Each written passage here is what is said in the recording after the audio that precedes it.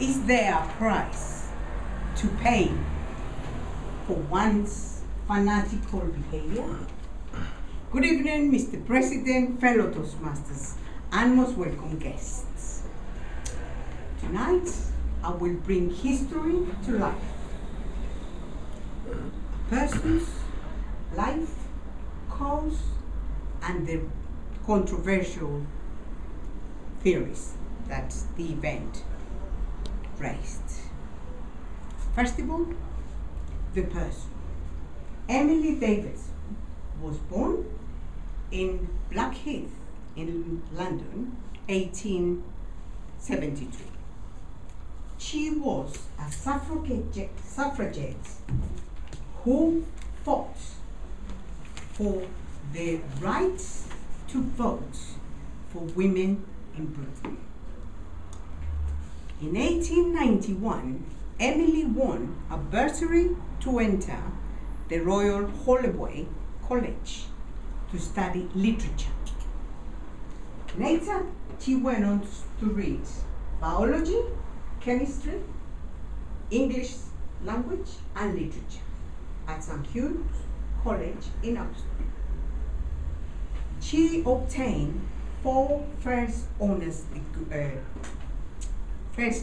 honors in all her exams.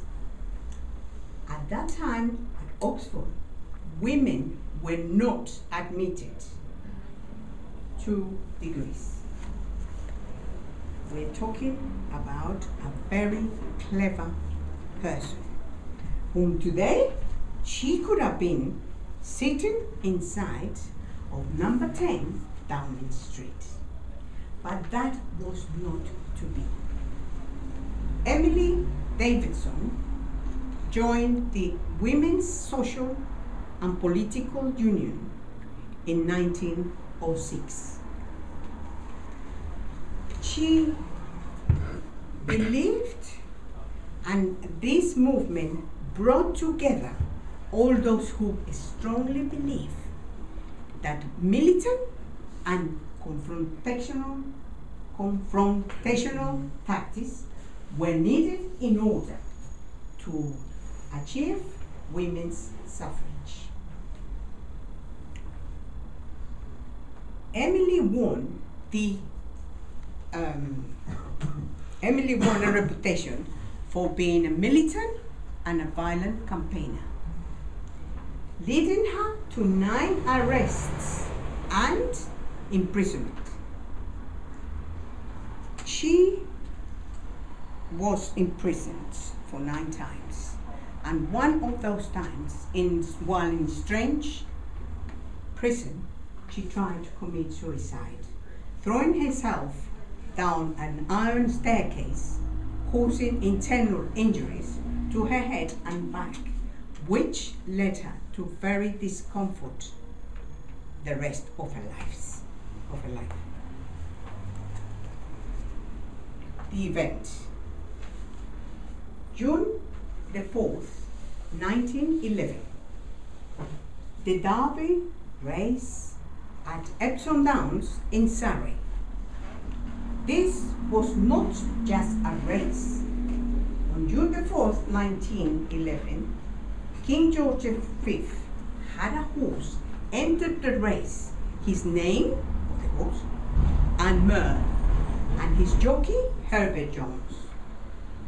As the horses were rounding Tottenham Corner, Alma was third to the last, when Emily bent down underneath the barrier and leaped towards Alma.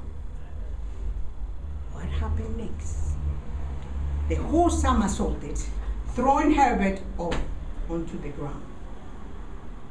Emily received the full blast impact to her body. Emily suffered terribly internal injuries, and she was then taken straight away into Epsom Cottage Hospital, where she never recovered consciousness. She passed away on June the 8th, 1911. Her burial was in Morpeth in the St. Mary's Church at Northumberland, where near the place where she lived with her mother. You see, fanatics' behavior. Did she pay a price? When afterwards, Herbert Jones, traumatized by this accident, was found in 1951 by his son John in a gas-filled kitchen, obviously dead. People say that he was so traumatized that he kept seeing this woman's face in his nightmares. Can you imagine? Poor man. Never mind. The burial and the gravestone of Emily has the slogan for the WSPU: deeds, not words. So we can see Emily's fighting for other women. When the third point of my point is controversy rose at that time and after the accident. Some believe that Emily's protests had gone terribly wrong because they found in her handbag a return ticket from Epsom Downs and an invitation to a suffragette dance on that evening. Others believe that Emily was trying just to attach the flag from the WSPU flag onto Anma, the king's horse. So when he crossed the winning line, he would have the flag attached to his body, and consequently, people would have noticed it.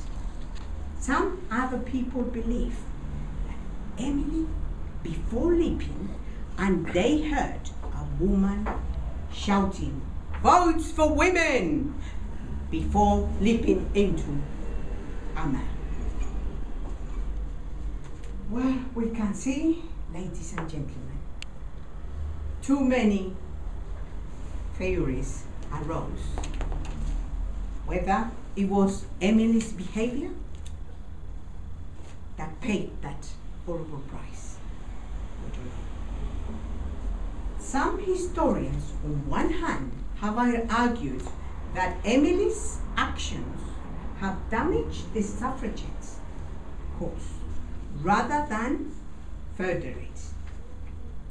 On the other hand, some have said that Emily would be very pleased to know that after all the thousands suffragette protests at the beginning in the 20th century, it is her tragic protest that it is remembered today. In overall, ladies and gentlemen, my ultimate question is, did Emily's behavior lead her into paying the ultimate price? Good evening, Mr. Toastmaster.